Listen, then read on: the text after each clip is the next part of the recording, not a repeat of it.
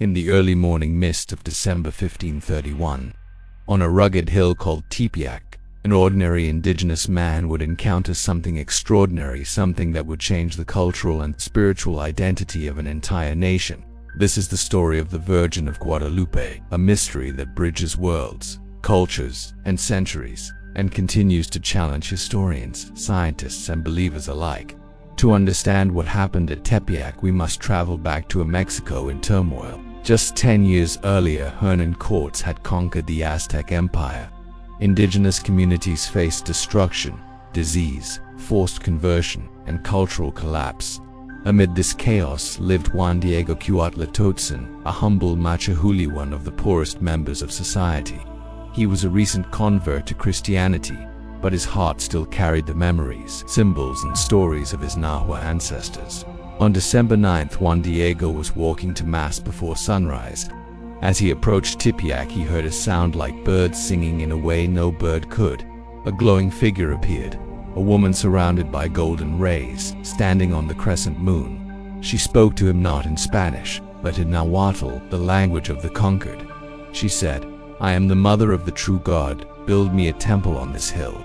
Obediently, Juan Diego went to the Spanish bishop, Juan de Zumarraga, but the bishop doubted him. To the Spanish authorities, an indigenous man claiming a divine vision was unthinkable. The bishop dismissed him kindly but firmly, demanding a sign if this heavenly message was real. Juan Diego returned to Tepeyac ashamed and discouraged, but the lady appeared again. She comforted him and insisted he return to the bishop. When he did, Zumarraga still hesitated. He needed proof, something undeniable. That night, Juan Diego discovered his uncle, Juan Bernardino, gravely ill. He felt torn: obey the lady or find a priest for his uncle's last rites. At dawn, he tried to avoid Tepeyac by taking another path, but the lady intercepted him. She said, "Am I not here? I, who am your mother. Your uncle is already healed." Then she told him where to find the sign the bishop needed. Juan Diego climbed the barren hill. It was December. Frost covered the ground. Yet there, impossibly, bloomed Castilian roses, flowers native to Spain. Not Mexico, and certainly not blooming in winter.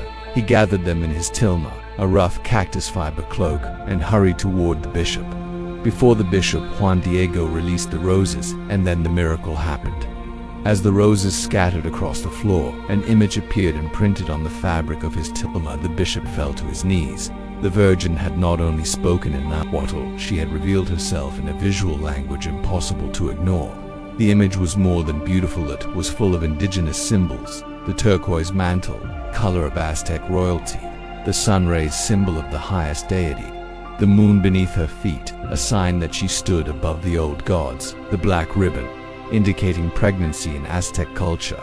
The patterns on her dress matched the constellations of the winter sky in 1531. To the Spanish, she looked like the Virgin Mary. To the indigenous, she looked like hope. Meanwhile, Juan Diego's uncle, who had been at death's door, suddenly recovered. He later claimed the Virgin appeared to him as well, revealing her name, Santa Maria de Guadalupe. The name remains a mystery. Some say she said it in Nahuatl. Others believe it echoes an ancient Spanish shrine. A small chapel was built on Tepeyac, exactly where the apparitions occurred. When the tilma was displayed, thousands of indigenous people visited. Within a decade, millions converted to Christianity, but in a uniquely Mexican way, merging old traditions with the new faith. The Virgin of Guadalupe did not remain a religious figure, she became a symbol of unity. During the Mexican War of Independence, insurgents carried her image into battle. Revolutionaries, peasants, and political leaders all claimed her as a protector. For the oppressed, she was a mother. For the nation, she became a flag. Modern science has studied the tilma many times. Some findings remain unexplained. The fabric should have disintegrated in 20 years, yet it has lasted nearly 500. No known paint or brush strokes exist. The image seems suspended above the fibers, not absorbed into them.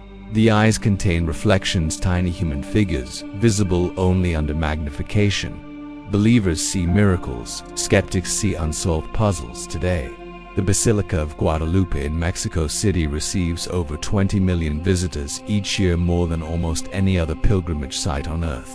People come for miracles, for healing, for history and for identity. For many Mexicans and Latin Americans, she is not just a religious figure, she is family.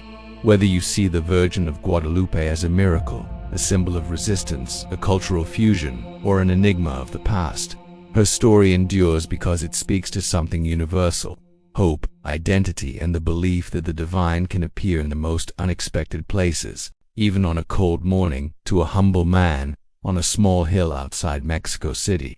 Before we end, I want to ask you something. For almost 5 centuries, people have debated the truth behind this story. So tell me in the comments, do you believe the image on the Tilma is a miracle, a historical mystery, or a cultural symbol that grew larger than life, and why? Your perspective might reveal something others have never considered.